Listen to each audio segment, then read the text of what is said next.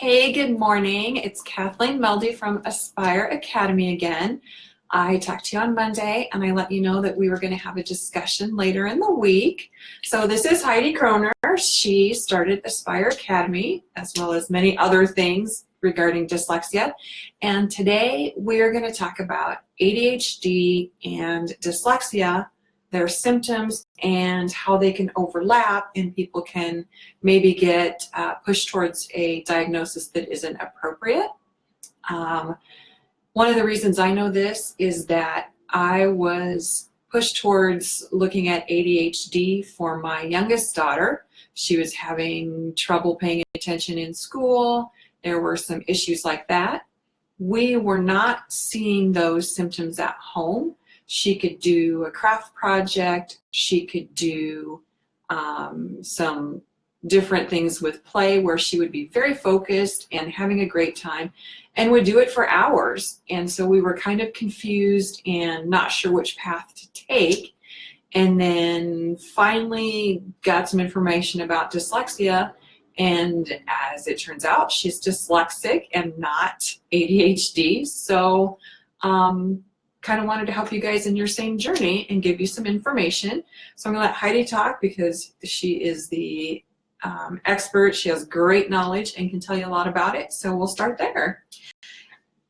You know, one thing Kathleen and I have talked a lot about is that we've had very similar journeys in what they first wanted to tell us that was going on with our children. So my son was also considered by teachers and his school to have a lot of attention problems. And like Kathleen, I didn't see it at home at all. And as most parents, were very nervous about putting our children on medicine. So I really started looking at the symptoms of ADHD, read a lot of books, and just didn't see it describing my son. Plus, he struggled with spelling and reading, and so did other people in my family. And I started reading about dyslexia. And when I read about dyslexia, that seemed to explain my son to a T. So I've always been interested in, do they overlap? And was I right to not medicate my child? You always second guess yourself. And so lately, what's been really nice and what I highly recommend everybody to go out and read is the IDA just created well, they didn't just create, but they rewrote their fact sheet on ADHD and dyslexia. And they talk about the symptoms that overlap and then how they differ. And so the symptoms that overlap are really interesting because on a standard dyslexia symptom checklist, there's 44 symptoms. 16 of these overlap with ADHD. Some of the ones that overlap are difficulty following a series of directions. That happens for both kids with ADHD and dyslexia. May spell a word the several different ways in the same paper or paragraph. Handwriting is very poor. Holds pencil in an awkward manner. Both kids with ADHD and dyslexia can experience what we call dysgraphia, trouble with written expression, both in handwriting and putting their thoughts on paper. That's another overlapping symptom is difficulty writing and putting thoughts down on paper. Incorrect and inconsistent capitalization and punctuation rules. The dyslexic is going to forget these because they're spending so much time trying to recall what the word looks like. The student with attention deficit disorders is just going to forget and not care about punctuation. Other symptoms that overlap, ignoring suffixes when reading, difficulty with comprehension. The dyslexic child is going to have difficulty with comprehension because they're making mistakes pronouncing or reading words, where the child with ADHD may be having difficulty with comprehension because they can't hold that many thoughts in their head at one time. Mm-hmm. They have weak memory for lists and directions, both kids with both disorders. They're both distracted by auditory and visual stimuli. They both show downward trends in achievement scores or performance in school over time. They have extremely messy bedrooms, backpacks and desks. That was my son, and why they wanted to say, oh gosh, this kid can't pay attention. Dreads going to school, complains of stomach aches and headaches, and will develop anxiety towards school and tests. Also may develop anxiety, aggression, class clown behavior, or withdrawal in order to deal with school demands. So these are all the symptoms that overlap. Now, what's really interesting is then they show quite a bit of differences in reading. So a child with dyslexia is going to have difficulty paying attention because reading is so demanding for them, and it causes them to fatigue easily. The student with dyslexia is going to have major problems in reading accuracy. This is where they differ the most. They're going to misread both large and small words.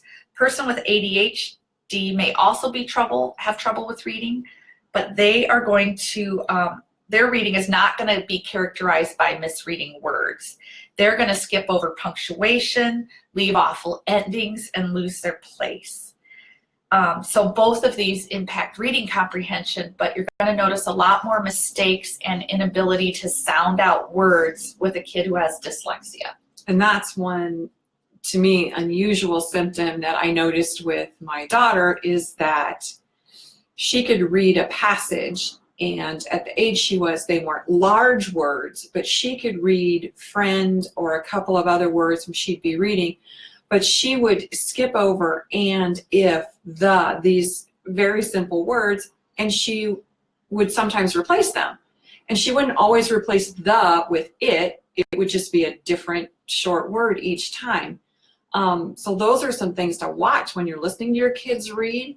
The other thing I noticed is, and we have noticed it here with some students as well, is once they read for a while, you know, they start, that almost little kid, just rubbing their eyes, and you could just see in their faces that they're just mentally exhausted and they get tired. And so those are some, to me, unusual things that you wouldn't associate with dyslexia, because a lot of the common stereotype around dyslexia is just, oh, they don't switch their letters around. It's just so much more than that. And those are just key little things to listen for at home, or if the teacher mentions it, that's kind of a little warning sign you should be watching for. And dyslexia and ADHD do co-occur anywhere between 10 and 40% of the time. There's not a real definitive answer. The IDA says 30% of the time. I've heard 40% of the time. I've read another book where it said between 10 and 40% of the time. So they do co-occur. They do have common symptoms, but they can also occur independently. So what I'm really understanding from this IDA article is if you see your child having symptoms of one or the other or both, you should probably have them evaluated for all of it. Both ADHD and dyslexia are hereditary as well. The other thing is individuals with dyslexia and ADHD are often bright and motivated, but just really having a hard time succeeding in school because of the different symptoms at each cause.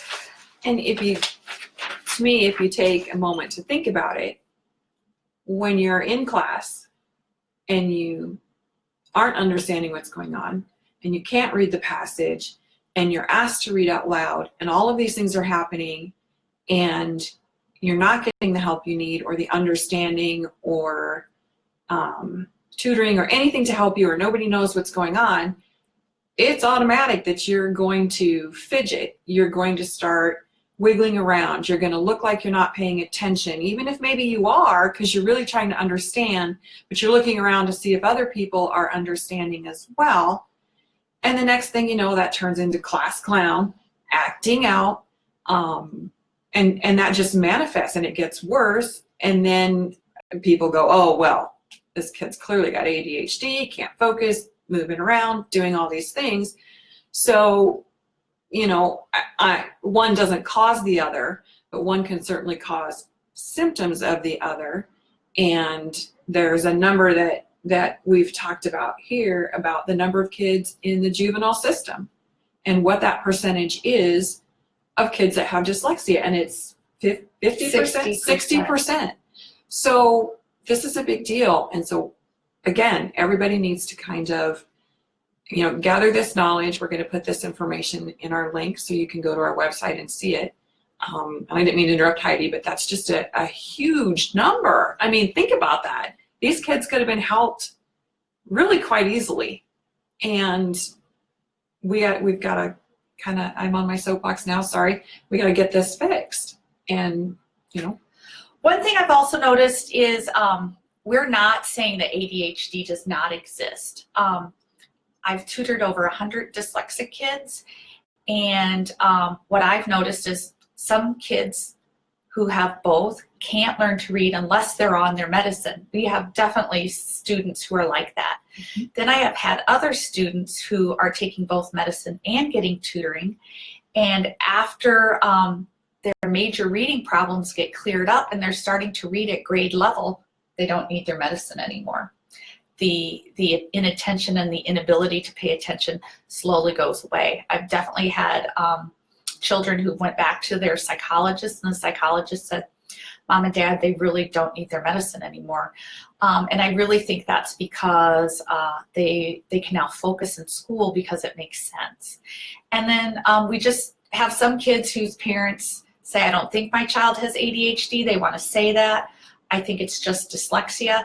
And again, when we tutor them and they've had about a year of tutoring, you can totally see those inattention symptoms fade away. So I've definitely seen that. So we don't want to say that it doesn't exist. Right. We just want to say that you should have both disorders checked out because they co-occur a lot, and dyslexia can cause a lot of inattention. And I can say personally, my daughter has been being tutored since April. Of last year. She's doing very well in the program. She's moving along at an excellent pace. And honestly, it just occurred to me as we were talking, I have not had a phone call from a teacher about her being loud or disruptive in class in months. And that's kind of huge for anybody who knows her.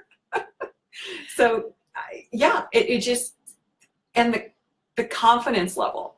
If you could see these kids coming in and out of this office like we do from the beginning, and coming in and feeling like, ugh, I have to come here because I'm not smart, and, you know, I feel stupid.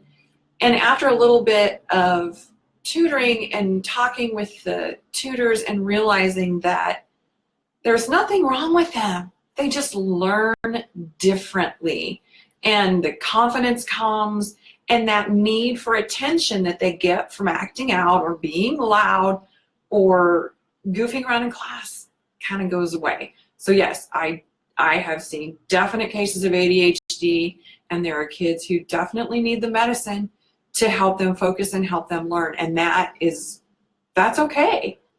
That is absolutely fine, but just check those other things. It's not always just one thing. Yep. And listen to yourself. Listen to how you feel. Like I said, they said, oh, you know, we're pretty sure she's got ADHD. And we'd sit at home and watch her and go, really? She's been working on this fingerprint thing for an hour. Quiet, calm. To me, ADHD is being uncontrolled, and you can't do that. So just watch for those little indicators. So just in closing, if you want to learn more about the subject, on the aspireiowa.com website, go under blog, and there is a blog called Is It ADHD?